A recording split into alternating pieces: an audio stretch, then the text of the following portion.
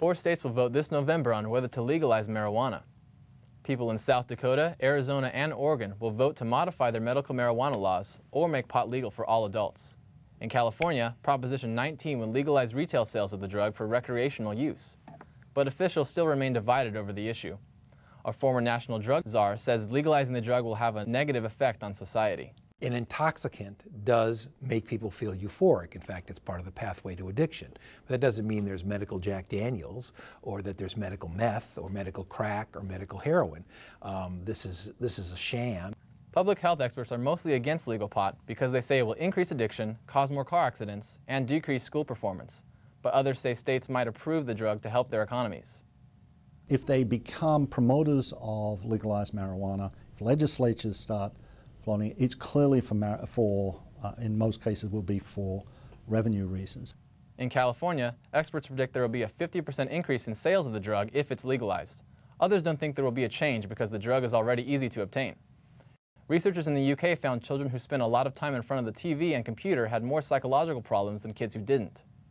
Scientists looked at 1,000 children who kept track of the daily hours spent watching television or playing on the computer. Responses ranged from 0 to 5 hours per day. They also completed a questionnaire that asked them about their strengths and difficulties. The researchers found kids who spent 2 hours or more a day watching television or playing on a computer were more likely to have problems. Government officials in New York went to ban sugary drinks from the food stamp program. Exceptions include milk products and fruit juices without added sugar. The proposal comes as a new government effort to battle obesity. New York officials say spending money on food of little or no nutritional value contradicts the intent of the program. If the U.S. Agricultural Department okays the ban, it would be the first time an item was banned solely on nutritional value. And that's the latest with health. Back to you, Eileen.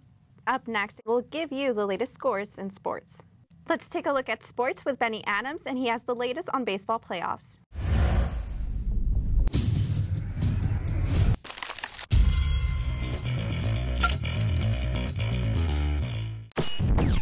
The Oakland Raiders moved to 2-3 in a week AFC West Division.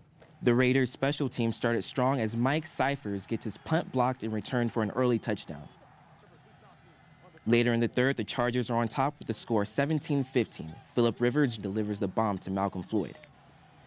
With a minute left in the fourth quarter, Michael Huff gets a clean hit on Phillip Rivers, who coughs up the football.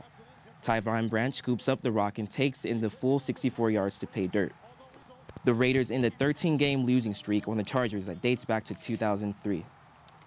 The undefeated Kansas City Chiefs faced off against a hobbled Indianapolis Colts defense in Indiana. With the score 3-0 in the second, Peyton Manning zips a bullet to Reggie Wayne for the first down. Later in the second, an energized Colts defense blasts Jamal Charles, causing him to turn over the football. In the third, Manning drops back and throws it directly to Chiefs safety John McGraw. 4 minutes left in the fourth, the Colts hand off to running back Mike Hart, who breaks tackles on his way to an 11-yard touchdown run. Hart's touchdown pushed the Colts to a 19-9 victory, delivering the first loss of the season to the Chiefs. The Minnesota Vikings are taking on the New York Jets this week, but much of the Vikings news is being made off the field.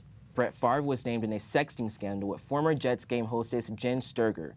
Favre allegedly sent racy voicemails and pictures of himself to the woman. NFL Commissioner Roger Goodell said that the league would investigate the accusations and determine whether Favre violated the personal conduct policy.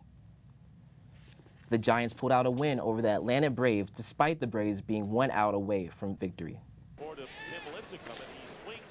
In the first, Brooks Conrad drops an easy out to right field, scoring a runner from third base. Giants pitcher Freddie Sanchez turned in a dominant performance, striking out 11 and carrying a no-hitter into the sixth. In the eighth inning, the Braves' Eric Hensky belts a solo home run to right field, putting the Braves on top 2-1. In the ninth, with bases loaded and 2 outs, Braves second baseman Brooks Conrad boots the ball, allowing the winning run to cross the plate. Conrad's 3 errors tied a postseason record. And that's the latest with sports. Back to you, Martha. A retired high school math teacher has also been teaching kids to fly over 55 years. He oversees the Kitty Hawk Squadron 3 at Whiteman Airport in Pacoima. Valley View reporter Diego Santiago has the story. This is Ralph Truglio. At 88 years old, he's one of the oldest flight instructors in the U.S.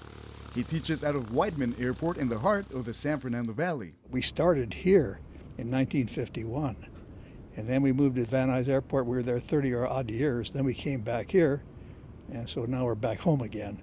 Instructor Truglio teaches young students to fly through the Kitty Hawk Squadron 3 program.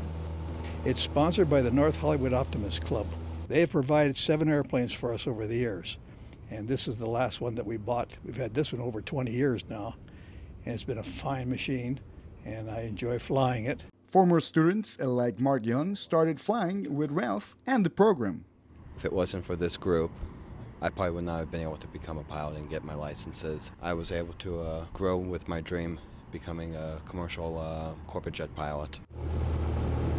A student's success is what is keeping Mr. Truglio flying.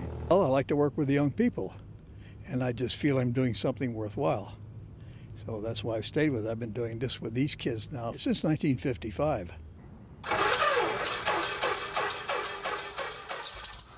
Like almost every pilot, Instructor Truglio has had to overcome some challenges.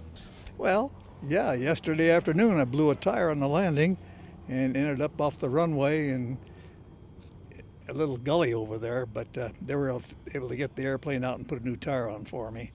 Despite his age, Instructor Truglio is proud of what he does and does not appear he will stop anytime soon. Well, I'm pleased that I'm still going, and I'll go as long as I can. And when the time comes when I can't pass a physical, I'll have to stop. As a retired math high school teacher, Ralph Truglio has logged over 7,000 hours as a flight instructor in the aviation field. Just like good wine acquires its taste through time, Ralph Truglio is living proof that a man only gets wiser and more experienced through time. In Whiteman Airport in Pacoima, I'm Diego Santiago for Valley View News. Looks like Diego got a chance to fly a plane there. For Benny Adams and Ryan Fonseca, I am Marta Maciel.